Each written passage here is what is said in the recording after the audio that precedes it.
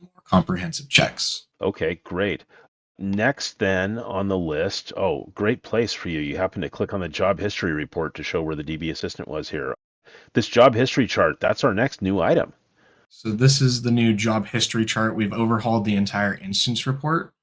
And so now you get to see a 24-hour view of the current jobs that are being ran on your SQL Server, as well as seeing yesterday.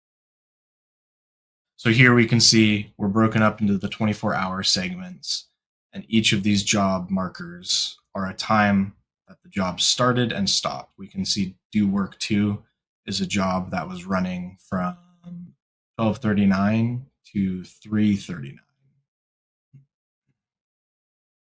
And this is all segmented out in relevance to where it lands on the chart. Okay, so the job history report, why exactly did we build it this way?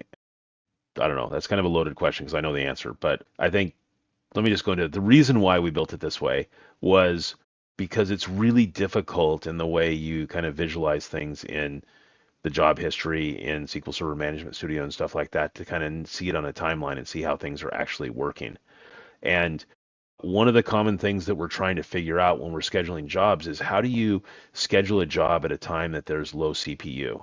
And one of the cool things that was added into this report across the top is a color-coded heat map that shows the percentage of CPU being used.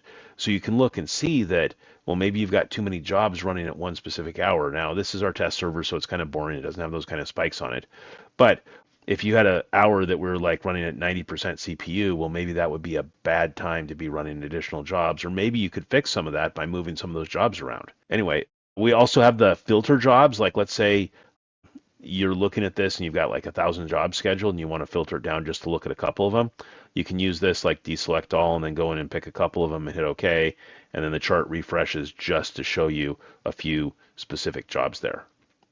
Anyway, this is one that yeah, this is a big add on the Database Health 3.0 implementation, and nice job putting that one together, Mitchell. All right, next, shall we move on to the problem indexes?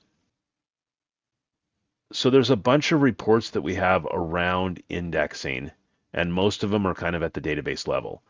But this was something that we added to go in and try and figure out, okay, at a instance level across all of our databases, what are some of the indexing stuff that we want to know about? So what's up with this one? Right. So this report's going to show you things that maybe aren't obvious at first glance if you're looking at the other index reports.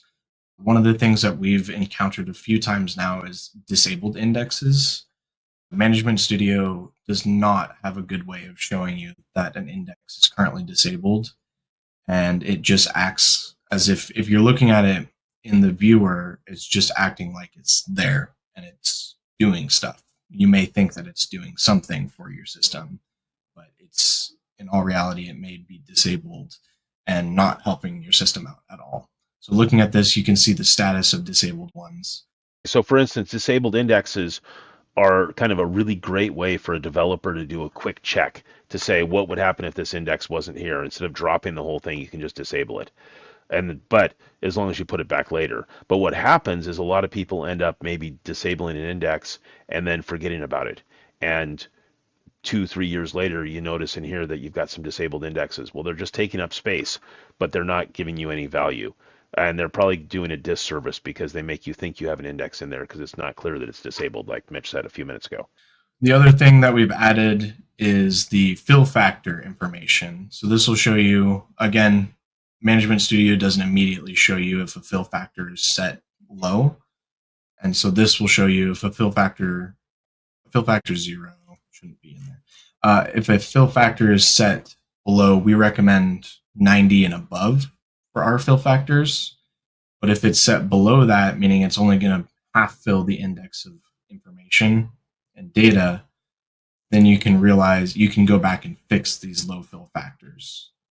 Yep. So the fill factor is applied when an index is built or rebuilt. Doesn't apply when you're doing a reorg on it, only when it's being initially built or being rebuilt. And what that means is a fill factor of 50 means fill up every data page or 8K chunk, fill it half full or 50% full. And I don't know that 50% full was ever a good idea, but it used to be that filling at 80 or 90% was a good idea because then you left room for more rows to be added. But in today's world with not so many spinning disks anymore and more SSDs, yeah, having tighter packed indexes seems to be a better thing. It saves you space, you get things done faster, and the page splits that you're dealing with. I mean, you might end up with a table where you want to have 90%, but oftentimes we recommend setting it to 99. 50% is never good. 0% means 0% is the same as 100%, meaning fill it all the way up.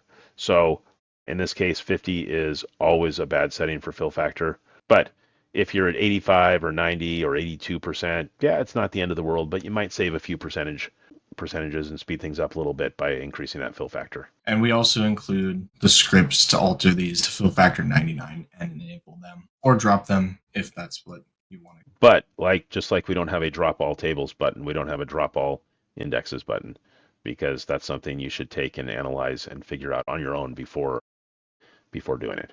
Alrighty, let's go into these backup reports that have been reworked.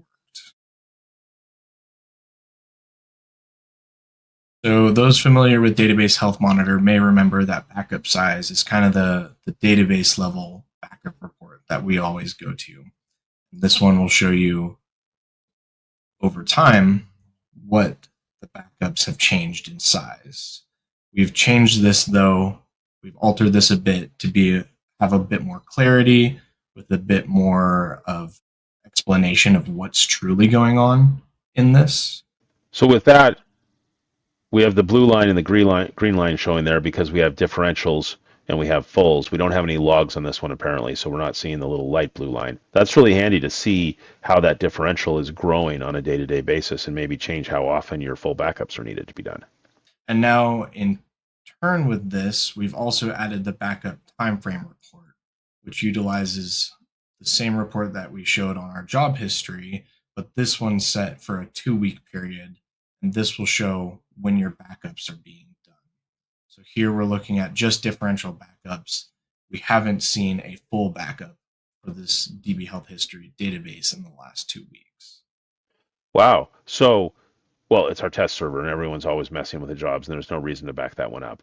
But if you were seeing this on a production server, that would be a massive red flag. 2 weeks without a full backup, most environments, that's going to be an issue.